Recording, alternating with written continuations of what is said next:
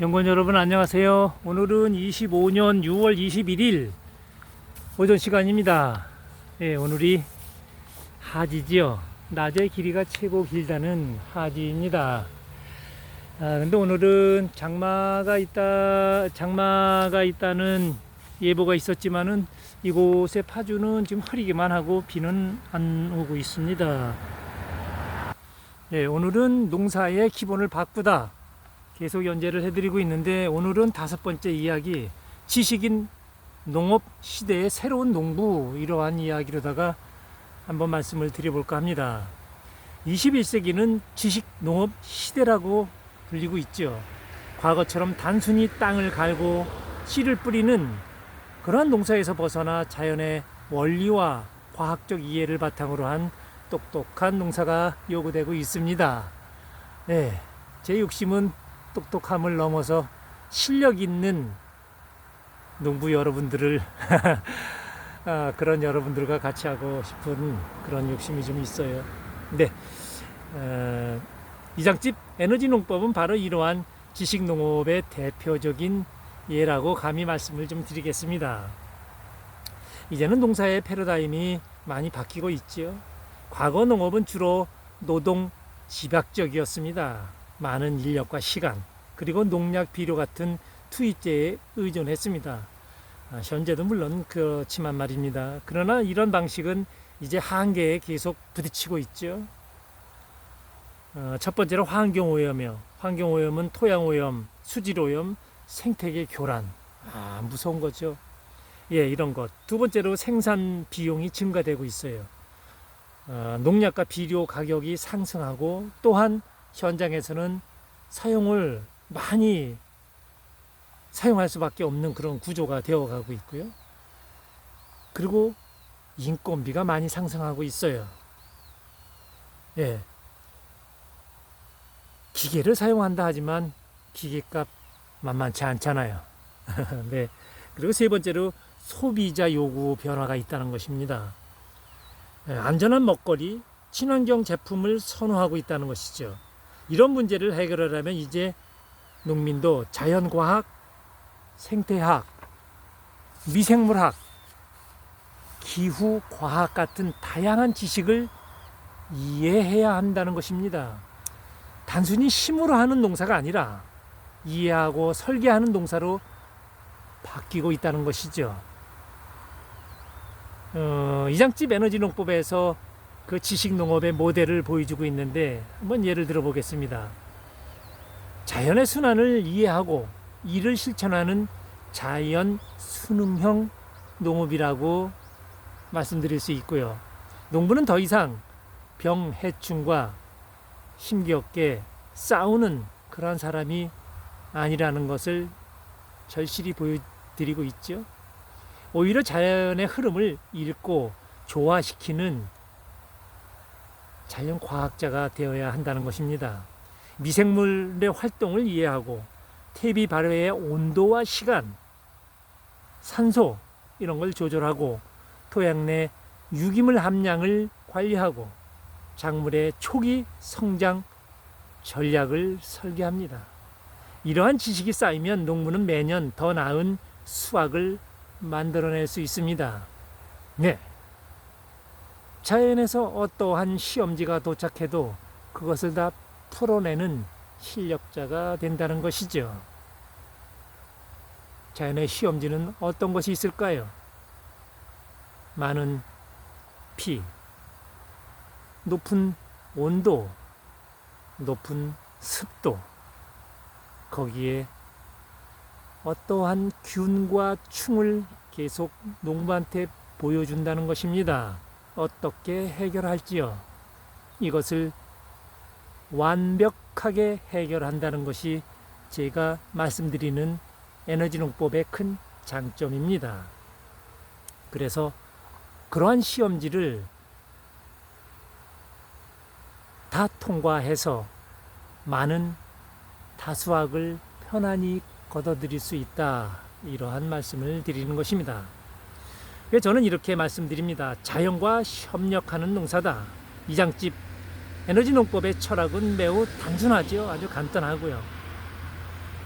지금 말씀드렸듯이 자연과 싸우지 말라. 자연과 협력하라. 네. 잡초를 없애기 위한 강한 제초제를 뿌릴 필요도 없습니다. 초기에 작물이 먼저 자라게 하면 잡초는 스스로 눌리죠.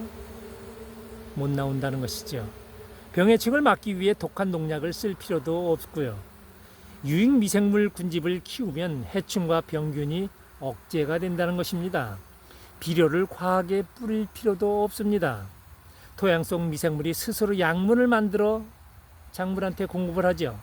농부는 자연을 조율하는 지휘자. 네, 여기서 멈출까요? 아니요, 저는 한 단계 더 올려서 말씀드리겠습니다. 연구원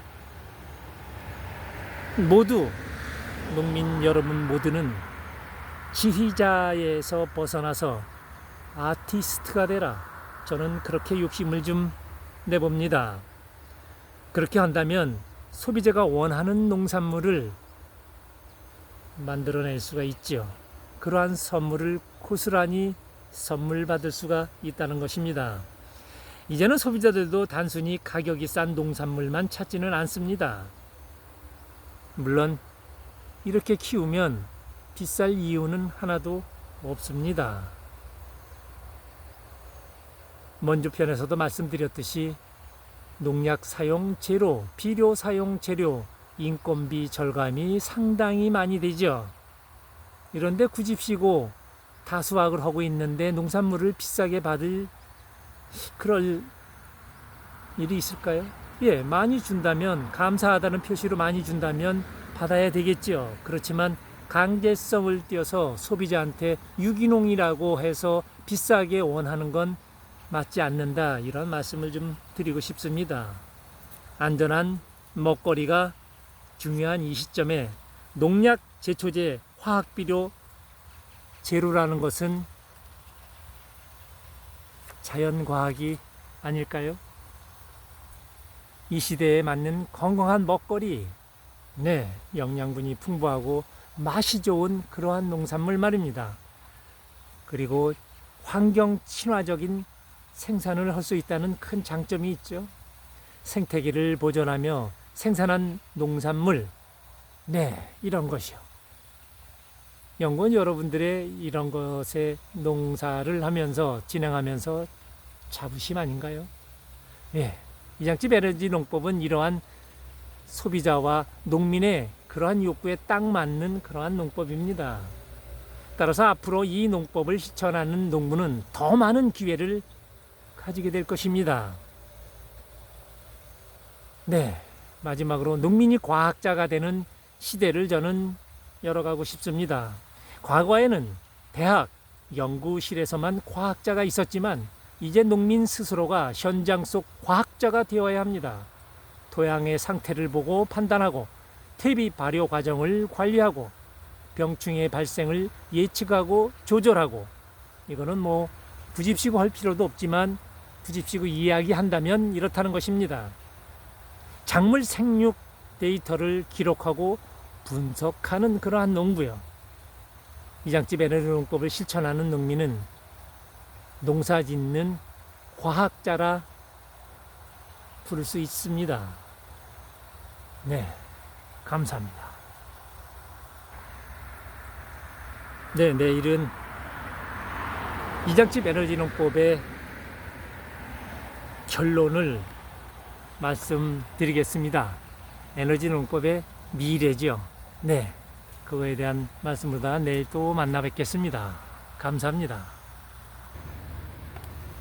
오늘은 한 가지 중요한 말씀을 좀 드리려고 합니다. 오해가 없으시길 바라면서 여러분들의 이해가 있으시길 바랍니다. 어제 비바람에도 꿋꿋하게 이렇게 잘 서 있습니다. 자, 그리고 오늘은 양배추에 대한 말씀을 좀 드려볼까 해요. 오해가 없으시길 바랍니다. 이거를 보시면 깜짝 놀라실 겁니다. 양배추가 다 벌레 먹었네. 네, 그렇지 않아요. 이 안에는 단단하게 아주 잘 돼 있고요. 내일 수확을 일부 할 거예요. 일부 하면서 그 수확한 수확물을 좀 보여드리겠습니다. 제가 한 30년이 넘었습니다. 그때 미국의 레이첼 칼슨이라는 여자 작가가 쓴 침묵의 봄이라는 책을 정독으로 3번을 읽어 내려갔습니다. 그리고 많은 반성을 했습니다. 우리나라에도 저러한 시절이 오는구나 하고 말입니다. 침묵의 봄이라는 것은 여러분들도 다 아시겠지만 미국 사회에 새가 줄어든다는 그러한 것이었죠. 그런데 우리나라에서도 그러한 일이 있어요. 지금 양배추를 이렇게 보시면 통은 굉장히 크게 튼실하게 이렇게 잘 자라고 있어요. 아우, 뭐 엄청 크죠? 그런데 옆에를 보면 벌레 먹은 것이 굉장히 많이 있어요. 자, 이런 것이 있다 그러면 자연계에서는 어떠한 나이가 먹게 되면 노화가 생기면 이런 것은 자연스럽게 청소를 하는 벌레가 생기죠. 이곳에서 벌레가 생긴 것이 아니라 외부에서 나비가 날아왔다는 것이죠. 오늘은 나비가 보이질 않네요. 어느 곳에 많이 모여 있을 텐데. 네, 아무튼 그렇습니다. 그런데 저희가 식용으로 쓸 수 있는 이곳은 건드리질 않고 이 옆에 나이 먹은 곳에 이거를 청소하는 그러한 일이 지금 벌어지고 있죠. 이런 걸 갖고 너무 오해를 하면 안 된다는 것이에요. 제가 장담해서 말씀드리지만 무농약이나 유기농을 하면서 농약, 네, 비료 그리고 천연 농약까지요 사용하지 않고 생산한다는 것은 가히 쉽지 않아요. 그런데 이곳에서는 이렇게 가능합니다. 물론 옆에는 나이 먹은 것은 이렇게 이제 벌레도 먹고 자연으로 돌려주고 있지만 수확하는데 수확물은 아무 이상이 없다는 것, 이것을 말씀드리고 싶고요. 내일은 이 수확한 물을 보여드릴 테니까 내일 한 번 더 실감나게 설명을 해드릴게요. 이 옆에 벌레가 있다는 것은 그리 나쁜 것은 아니에요. 자연스러운 환경이었고요. 그 조성이 된 거고요. 그런데 제가 앞에 말씀드린 레이첼 칼슨의 침묵의 봄이라는 것을 말씀드린 것은 청벌레가 여기 있는데도 이것을 잡아먹는 우리 주변에 그 새가 없다는 것이에요. 곡물을 먹거나 이러한 새들은 많이 있는데 청벌레를 잡아먹는 새, 이 벌레를 잡아먹는 새가 급격하게 줄었다는 것, 여러분들도 이거 좀 아시면 이 자연의 변화에 조금 더 신경을 쓰지 않을까 해서 오늘은 이 말씀을 드립니다. 감사합니다.